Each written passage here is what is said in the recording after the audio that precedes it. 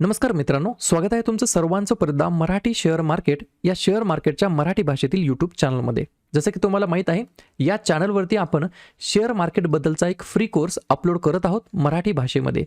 या कोर्सच्या अंतर्गत ऑलरेडी आपण 6 क्लास 6 व्हिडिओ या ठिकाणी अपलोड केलेला आहे. कालचा व्हिडिओ आपण एक एक्झाम्पल घेतलं होतं एशियन पेंट. या एशियन पेंट स्टॉकचं जे काही फंडामेंटल ॲनालिसिस असतं ते ॲनालिसिस कसं करायचं हे आपण कालच्या व्हिडिओमध्ये शिकलेलं आहे. फंडामेंटल ॲनालिसिसबद्दल ऑलरेडी 2-3 व्हिडिओ अपलोड केलेले आहेत. मागचे व्हिडिओ तुम्ही पाहू शकता, डिस्क्रिप्शन बॉक्समध्ये लिंक दिलेली आहे. आजचा व्हिडिओ आहे आपला 7व्या नंबरचा. 7व्या व्हिडिओ आपला जो काही असणार आहे तो टेक्निकल ॲनालिसिस बद्दल असणार आहे. हे जे काही पर्टिक्युलर स्टॉकचं कंपन्यांचं टेक्निकल ॲनालिसिस जे काय असतं ते टेक्निकल ॲनालिसिस कसं करायचं, टेक्निकल ॲनालिसिस म्हणजे काय याच्यावरती आपण चर्चा करणार आहोत. प्रत्येक स्टॉकचं फंडामेंटल ॲनालिसिस करणं हे तर सगळ्यात जास्त गरजेचं आहेच आहे. सोबत त्याच्या सोबतीला टेक्निकल ॲनालिसिस सुद्धा करणं खूप जास्त गरजेचं आहे. एक रिव्हिजनच्या स्वरूपामध्ये जर तुम्हाला सांगायचं म्हटलं, फंडामेंटल ॲनालिसिसमध्ये आपण नेमकं काय पाहत असतो, तर समजा सपोज करा ABC नावाची कंपनी आहे किंवा कालची आपण कंपनी घेतलेली एशियन पेंट्स नावाची. त्या कंपनीमध्ये आपण काय पाहतो, तर बेसिक 5-6 गोष्टी पाहतो. पहिली गोष्ट, त्या कंपनीचं जे काही फायनान्शियल हेल्थ आहे ती स्ट्रॉंग आहे की नाही ते पाहतो. त्या कंपनीचं बिझनेस मॉडेल कसं आहे ते पाहतो. मॅनेजमेंट टीम काय आहे, ती कशी आहे, काम कसं करतं हे पाहतो. इंडस्ट्रीमध्ये पोझिशन काय आहे त्या कंपनीचं हे आपण पाहतो. मायक्रो इकॉनॉमिक्स फॅक्टर त्याच्यामध्ये काय आहेत का ते पाहतो. त्या कंपनीचं टोटल फायनान्शियल स्टेटमेंट्स पाहतो. त्याच्यामध्ये आपण revenue, profit, earning growth, future growth या सर्व गोष्टी आपण ॲनालिसिस करतो. या संपूर्ण गोष्टीच्या ॲनालिसिसला काय म्हणतात, फंडामेंटल ॲनालिसिस. आणि आता दुसरा जो काही प्रकार आहे ॲनालिसिसचा तो आहे टेक्निकल ॲनालिसिस. कुठल्याही स्टॉकला आपण 2च पद्धतीने या ठिकाणी ॲनालिसिस करू शकतो. एक आहे फंडामेंटली आणि एक आहे टेक्निकली. फंडामेंटली ऑलरेडी आपण कव्हर केलेले आहेत. टेक्निकली आता जेव्हा आपण ॲनालिसिस करतो तेव्हा 5-6 गोष्टी महत्त्वाच्या आहेत. टेक्निकल ॲनालिसिस करणं म्हणजे काय, आता इतक्या दिवस तर आपण फंडामेंटल पाहिलं. टेक्निकलमध्ये काय पाहायचं, तर त्या स्टॉकचा जो काही चार्ट आहे त्या चार्टमध्ये प्राइस ट्रेंड्स पाहायचे असतात. त्या चार्टमध्ये व्हॅल्यूमचं ॲनालिसिस करायचं आहे. त्या चार्टचं सपोर्ट रेजिस्टन्स काढायचे असतात. टेक्निकल वेगवेगळे इंडिकेटर्स असतात, चार्ट पॅटर्न्स असतात, कॅन्डलस्टिक पॅटर्न्स असतात. या सर्व गोष्टींचं ॲनालिसिस करणं, या सर्व गोष्टींचा अभ्यास करणं याला म्हणतात टेक्निकल ॲनालिसिस. आता या ठिकाणी मी तुम्हाला सोपा प्रश्न विचारतो, एखाद्या कंपनीचं फंडामेंटल खूप चांगलं आहे, मग तो स्टॉक खाली पडू शकतो का, असा तुम्हाला मी प्रश्न विचारतो. तर हो, नक्कीच ते स्टॉक खाली पडतात. पहा, फंडामेंटल एखाद्या कंपनीचं किती का चांगलं असतं तरी सुद्धा स्टॉक पडत असतात. त्याला रिझन असतं या ठिकाणी टेक्निकल.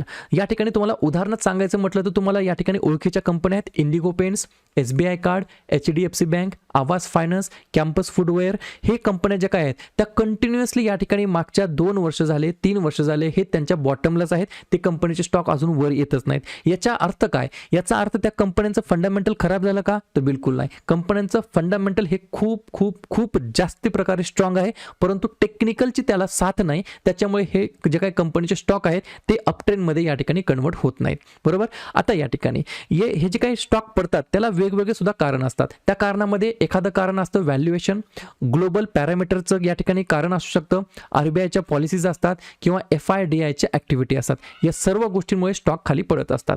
आता या ठिकाणी एका उदाहरणाच्या माध्यमातून मी तुम्हाला सांगतो. इंडिगो पेंट्स नावाचा जो काही शेअर आहे, ऑल टाइम अजून पण 50% जास्त कंपनीचा स्टॉक हा क्रॅश झालेला आहे. क्रॅशच्या मागे काय आहे, फंडामेंटल तर खूप स्ट्रॉंग आहे, मग टेक्निकली स्टॉक एवढा वीक काय आहे, तर त्याच्या मागे मी तुम्हाला ऑलरेडी सांगितलं आहे. ग्लोबल पॅरामीटर्स असतात, त्याच्यानंतर या ठिकाणी व्हॅल्युएशन असतं, त्याच्यानंतर जे काही ऑइलचे जे काही क्रूड ऑइलचे जे काही प्राइसचे जे काही चढ उतार असतात या गोष्टी या ठिकाणी मॅटर करतात. जेव्हापासून कंपनीचा स्टॉक या ठिकाणी लिस्ट झालेला आहे तेव्हापासून कंपनीचा जो काही स्टॉक आहे तो कंटिन्युअसली डाऊन ट्रेंडमध्ये आहे. आणि मग या ठिकाणी सगळ्यात महत्त्वाचं काय कामाला येतं, टेक्निकल. मग या स्टॉकचं टेक्निकल काय सांगतं त्याचा अभ्यास करणं याला म्हणतात टेक्निकल ॲनालिसिस. आता या ठिकाणी तुम्ही पाहू शकता, इंडिगो पेंट्स हा जो काही स्टॉक आहे त्याचा या ठिकाणी मी शेअरचा जो काही चार्ट आहे तो ओपन केलेला आहे. या ठिकाणी मी तुम्हाला डायरेक्टली कॅन्डलस्टिक्स काय असतात, चार्ट पॅटर्न काय असतं हे सांगण्याच्या अगोदर तुम्हाला मी बेसिक जनरल गोष्टीचं या ठिकाणी थोडंसं डिस्कशन करतो किंवा नॉलेज देतो. कारण की काही या ठिकाणी स्टुडंट आहेत किंवा विद्यार्थी आहेत जे की एकदम बेसिकपासून त्यांना शिकायचं आहे. हा जो काही प्लॅटफॉर्म आहे तो अपस्टॉकचा प्लॅटफॉर्म आहे, ज्याच्यामध्ये हा मी शेअर ओपन केलेला आहे. माझ्याकडे 2-3 डीमॅटचे अकाउंट आहेत. प्रत्येकाचा उद्देश हा वेगळा असतो. एक डीमॅट अकाउंट असतं ज्या ठिकाणी मी स्टॉक स्टॉक फक्त खरेदी करतो, त्या ठिकाणी मी स्टॉकची विक्री करत नाही. त्याला स्टॉक अक्युमुलेशन म्हटलं तरी काय हरकत नाही किंवा लॉंग टर्म पोर्टफोलिओ म्हटलं तरी काय हरकत नाही. दुसरं अकाउंट हे आहे डीमॅटचं, अपस्टॉकचं, ज्याच्यामध्ये मी शेअरची खरेदी विक्री करतो. याला स्विंग ट्रेडिंग असं म्हटलं तरी काय हरकत नाही. जेव्हा सुरुवातीला तुम्ही हे अशा प्रकारचे चार्ट्स ओपन करता तेव्हा तुम्हाला काही महत्त्वाच्या गोष्टी लक्षात आल्या पाहिजे. फ्रॉम द बेसिक मी तुम्हाला सांगतो. डाव्या बाजूला काही वेगवेगळे प्रकारचे टूल्स असतात. या टूल्सचा वापर करून आपण चार्टमध्ये मार्किंग करू शकतो. Horizontal line, trend line, vertical line, support, resistance या गोष्टी आपण मार्कआउट करू शकतो टूलच्या माध्यमातून. वरच्या साईडला बघितलं तर पहिल्या कॉलममध्ये आहे या पर्टिक्युलर स्टॉकचं नाव, ज्या ठिकाणी आपल्याला सर्च करायचं आहे. कोणत्याही स्टॉकचं नाव तुम्ही सर्च करू शकता, त्याच्यामध्ये तुम्ही त्या स्टॉकचं ॲनालिसिस करू शकता. ठीक आहे. त्याच्यानंतर दुसऱ्या कॉलममध्ये तुम्हाला या ठिकाणी हे दिसत आहे की टाईम फ्रेम दिसत आहे. म्हणजे तुम्ही कोणत्याही स्टॉकला अगदी 1 मिनिटापासून ते 1 महिन्यापर्यंत कोणत्याही टाईम फ्रेममध्ये तुम्ही त्या चार्टचं ॲनालिसिस करू शकता. दुसऱ्या कॉलममध्ये हे दाखवण्यात आलेले आहे की ह्या ज्या काही कॅन्डल्स असतात, हिरव्या कॅन्डल्स, लाल कॅन्डल्स, ह्या कॅन्डलचे जे काही स्वरूप आहे हे स्वरूप तुम्हाला कसं बघायचं आहे हे आपल्याला दुसऱ्या कॉलममध्ये दिसतं. जसं की लाईन चार्ट केलं तर हे जे काही कॅन्डल्स आहेत ते आपल्याला लाईनच्या फॉर्मॅटमध्ये बघायला मिळतील, कॅन्डलच्या प्रमाणामध्ये बघायला मिळतील, हॉलोच्या प्रकारामध्ये बघायला मिळतील, वेगवेगळ्या, जसं की आता हा एरिया प्रकार आहे, हा वेगवेगळ्या प्रकारामध्ये आपल्याला या ठिकाणी बघायला मिळतात. सगळ्यात जास्त यूज होणार आहे कॅन्डलस्टिक प्रकार. ठीक आहे. आता या गोष्टी क्लिअर झाल्या. त्याच्यानंतरचा जो कॉलम आहे तो आहे इंडिकेटर्सचा. वेगवेगळे इंडिकेटर्स असतात, जसं की मूव्हिंग ॲव्हरेज. त्याच्यानंतर या ठिकाणी तुम्ही जर खाली येऊन पाहिलं तर बॉलिंजर बँड्स, हे वेगवेगळ्या प्रकारचे इंडिकेटर्स असतात. प्रत्येक ठिकाणी इंडिकेटर काय करतात, जसं की शब्दातच नाव आहे इंडिकेटर्स. म्हणजे हे काय करतात, इंडिकेटर्स आपल्याला इंडिकेट करतात प्राइसची मुवमेंट आता भविष्यामध्ये कुठे जाऊ शकते किंवा कुठे पडणार आहे की वाढणार आहे, या गोष्टी थोड्याशा आपल्याला दर्शवतात इंडिकेटरच्या माध्यमातून.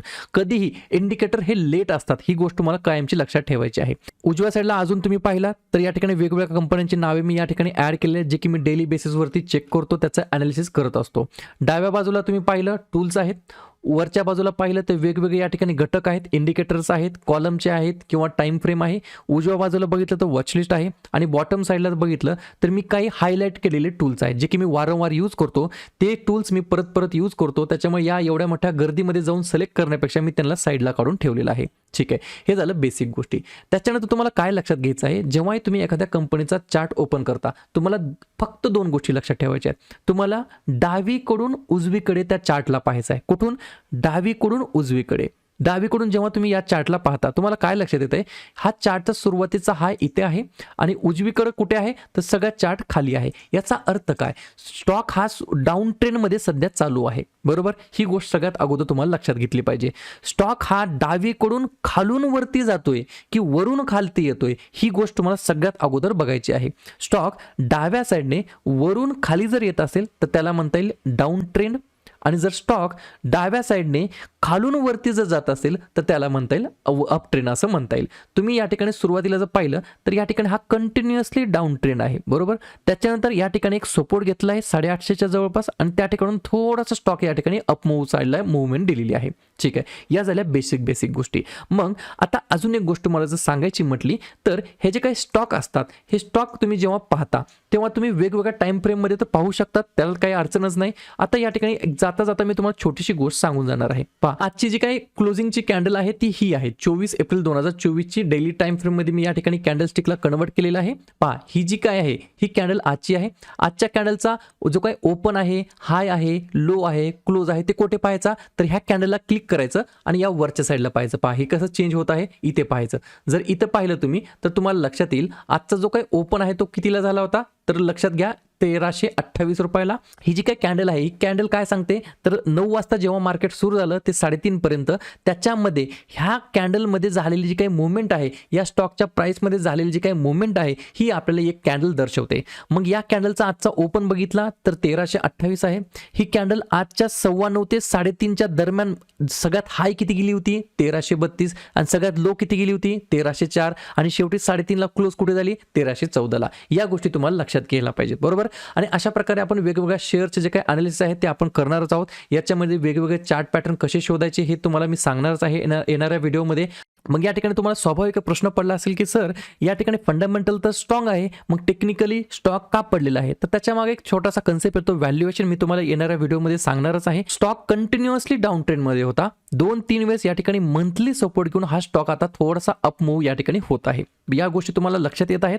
येणाऱ्या व्हिडिओमध्ये मी तुम्हाला कॅन्डलस्टिकचे पॅटर्न सांगणार आहे, चार्टचे पॅटर्न शिकवणार आहे आणि हळूहळू आपली ही जी काही जर्नी आहे ती शेवटपर्यंत जाणार आहे. तुम्हाला फक्त सुरुवातीपासून शेवटपर्यंत व्हिडिओ व्यवस्थितपणे पाहायचे आहेत. बारीक बारीक गोष्टी मी तुम्हाला शिकवणार आहे. काही जणांना वाटत असेल की सर हे खूप बेसिक झालं, परंतु बेसिकपासूनच आपल्याला सगळ्या गोष्टी शिकत जायच्या आहेत. ठीक आहे. तर आजच्या व्हिडिओमध्ये आपण काय शिकलं, तर एखाद्या कंपनीचं जे काही टेक्निकल ॲनालिसिस काय असतं, टेक्निकल ॲनालिसिस कसं करायचं, त्याच्यासाठी कोणकोणते टूल्स यूज करत असतो आपण, चार्ट काय सांगतो, या गोष्टी अगदी बेसिक स्वरूपामध्ये आपण पाहिलेल्या आहेत.